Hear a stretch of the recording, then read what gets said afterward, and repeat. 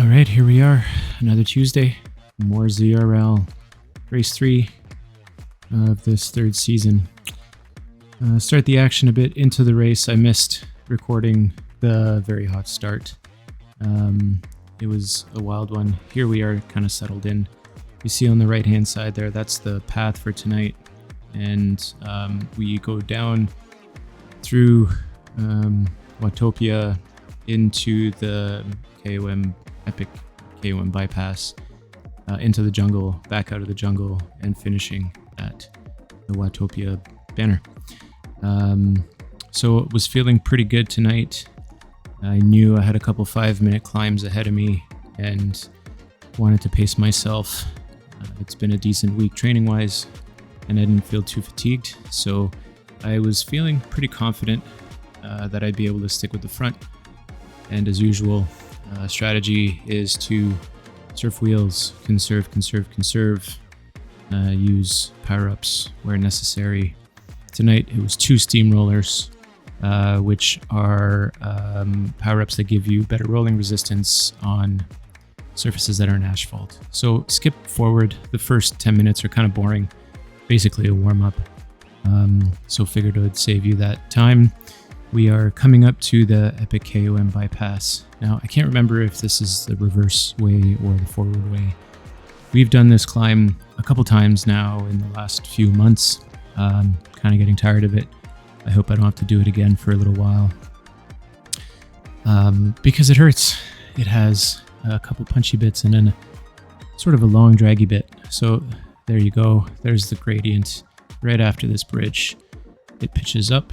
And it's about a 5-minute or so climb. I think Strava has it in the 4s from start to finish, but there's a bit of a push towards the end. You'll see in a second.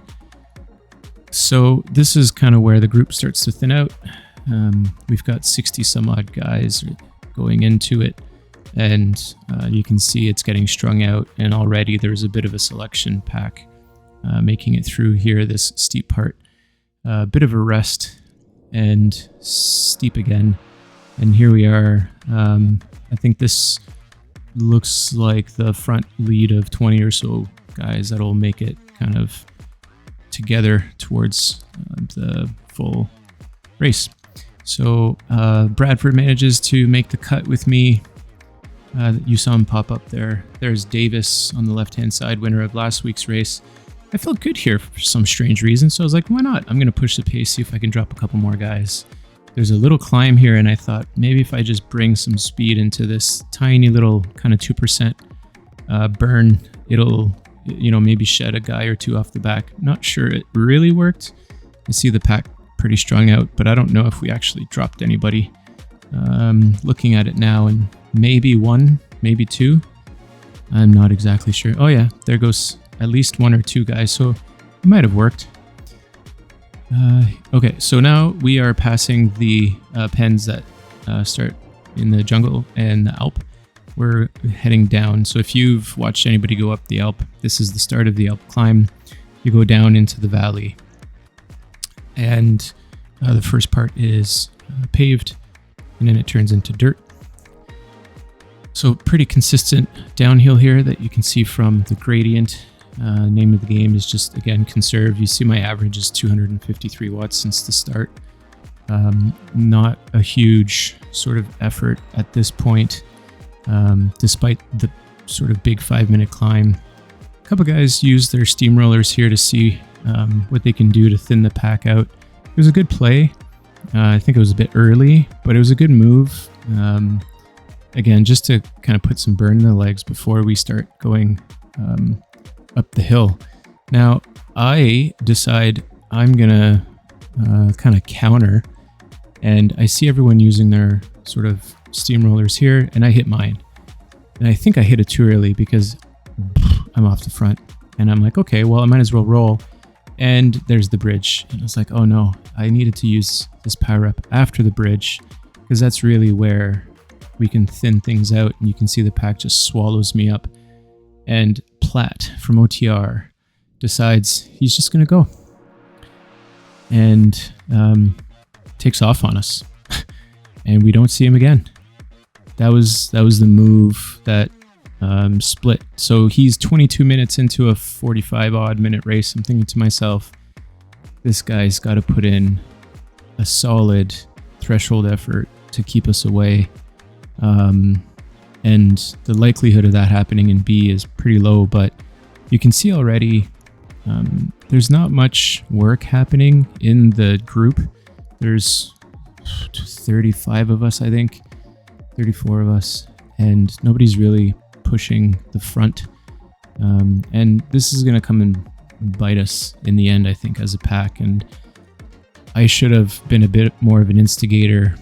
I think maybe if I had more teammates with me, I would have kind of done it. But then this 5-minute climb that awaits us is a bit of a disincentive to go off the front and do a couple pulls to try to pull somebody back who I think at this point is something like 15 or 20 seconds ahead. So we all sit around, and the second power-up is coming through here on the arch. You see guys burning their current power-ups just to get through it. And this had me a bit confused. I didn't really know exactly when to use my power-up coming out of the jungle. And maybe my mind was just playing tricks on me and I wanted to sort of conserve for the sprint at the end. And in hindsight, that's probably the wrong strategy for this race. I should have seen at this point that Platt up front is continuing to build a lead. And this rider here, who's Adams from TFC, I think, is putting in a good effort. So these guys are showing that they're really strong and not afraid to do some work. And could have predicted that, some other guys were going to start attacking off the front and maybe cause some splits. So here's a couple attacks, someone using their power up. And as soon as somebody blows through the field using their power up, things start to thin out a bit. But as you can see, I'm surfing wheels. This is my strategy, kind of mid-pack, just sticking where I need to be, not doing more than I should. And then I saw everyone using their steamrollers and decided, well, I'm going to hit mine. So Bradford and I end up on the front. And I think Bradford kind of tailed off, and I decided, well, I'm just going to try to make a move here, push the front a little bit, and got swallowed up rather quickly, which is too bad because it feels like a bit of a waste of the power up.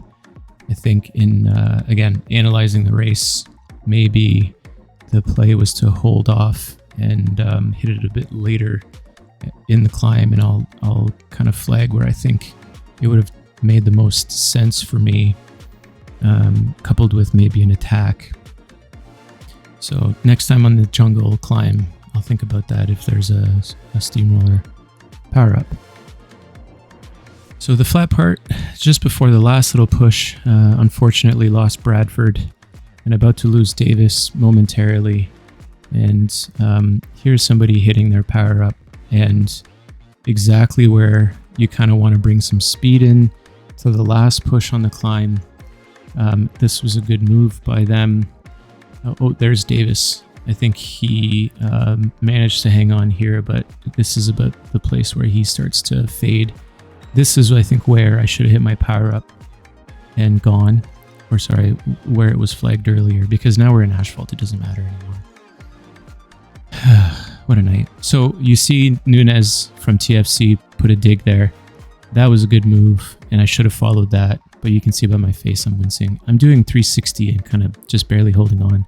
I would have needed to do a lot more to keep up with them. Regardless, I'm trying. I'm doing the best I can, and we're very close here. We're so close to kind of coming all together with the 4 guys in the front, and it's very disappointing that we got right here and then everyone just laid off the gas, and myself included. I mean, I kind of died. I worked really hard coming out of that climb, and here I am sitting at 200, and based on the numbers, so is everyone else. And then the guys in the front are pushing watts, and you can see they're gaining on us again. So, again, in hindsight, just some armchair quarterbacking here. We pushed the downhill. We should have been a little bit more forceful on putting in some pulls here with 5.5K to go. Try to bridge the gap. Now there's 4 guys in the front group, and they're slowly kind of just pulling away because they're all working together. Somebody from Coalition made a good move. I think that's what was needed to kind of spark us all into waking up. I tried to come through the front of the pack here, but realized my legs were toast. I kind of had nothing left, and I wanted to recover for the sprint. Now, if you look at the top left, my heart rate has recovered quite well, but my legs were burning a little bit. So I've noticed the last little while my heart rate's been recovering quite nicely. The training's been progressing well, and I'm able to recover and repeat. And so I think I played it a little too safe here, because I should have been up with the 4 guys in the front. I think I had enough in the legs to be able to hang with them. Now here's another sort of attack from, is it a UV guy maybe? And that splits the pack and creates a bit of separation. We're at 2.5 clicks to go, which again brings the pack speed up, but we don't really sustain it. And I'm thinking to myself, okay, we're going to catch these guys at the tunnel climb. That's kind of the last spot where, you know, the pack has the advantage. We're flying through here. You know, I'm not coasting anymore. I'm doing 230, 240, but I don't think we hit this hard enough, fast enough as a group to really make up the gap to the guys in front of us. Going into the final sprint, I know this sprint very well, so I'm pushing, trying to bridge the gap, and I know exactly how I'm going to play this. And my tactic is to come out the S-bend in the front, give it a little dig, let the guys catch up, and then use the speed coming through. So I'm going to slow it down and go with 1-time speed. And you see here, I put a little dig in, get through the pack, which wakes everyone up. You see their numbers start hitting orange. And you'll see they're going to come through me in 1 second. And I got a little antsy, and this is where I just decided to gun it, knowing we're not going to catch the guys in front because they already finished. But I wanted to at least secure this pack and put in a good sprint. And I think my sprint's coming along quite nicely, given the time of year. So keep working on that. 6th place finish. Slightly disappointed, but okay. So I thought I'd do something a little different here and show my intervals.icu chart. I can put a link in the description. I really like this website. I'm a subscriber to it. It's something like $4 a month or something like that. It's kind of nothing.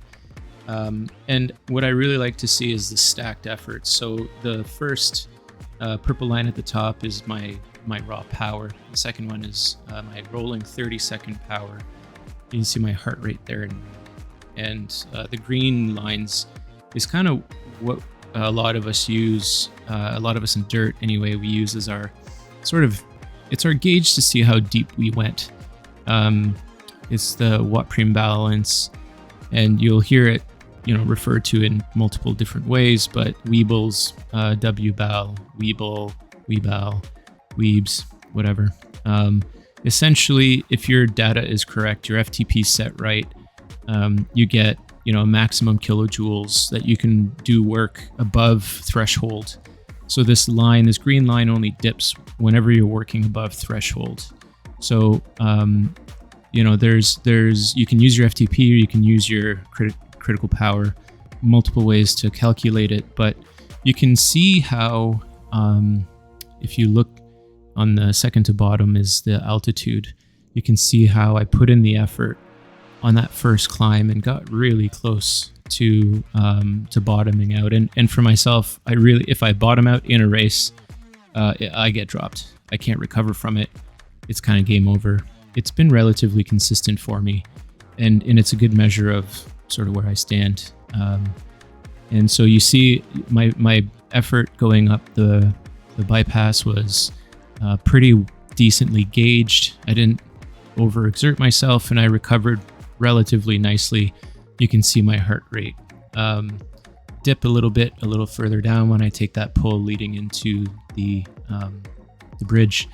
And then you can see a little bit further away on the second climb coming out of the the jungle, that my weebles get depleted again because I'm sitting above threshold. And then once again, on the final sprint, you see it dip all the way down to 0. So just give you an idea of how I gauge my efforts and see where I stand. In terms of outcome, we, as a team, not so strong tonight. We only had 5 riders out for us, and we had a mechanical electronic issue relatively early in the race, which kind of took one of our guys out. And so not the best team result, but we all pushed it really hard, had a good time. We finished a little bit kind of mid-pack-ish. Dirty Rascals Bing Bong just sweeping it up with 302 points. They really did a great job tonight. Moving over to the league table, that gives us, thankfully, still a second place after 3 events, which is a very good ranking for us, newly promoted B1 team. Hopefully next week's race gets us some points again. We're normally relatively strong on TTTs, so here's hoping we can put a good one together. I hope you enjoyed tonight's race and the recap. Happy for any comments or suggestions, going over the intervals ICU chart, etc. Open to feedback. So we'll see you in a few days. Hoping to get maybe some herd action again this weekend, but we'll see. Have a good man.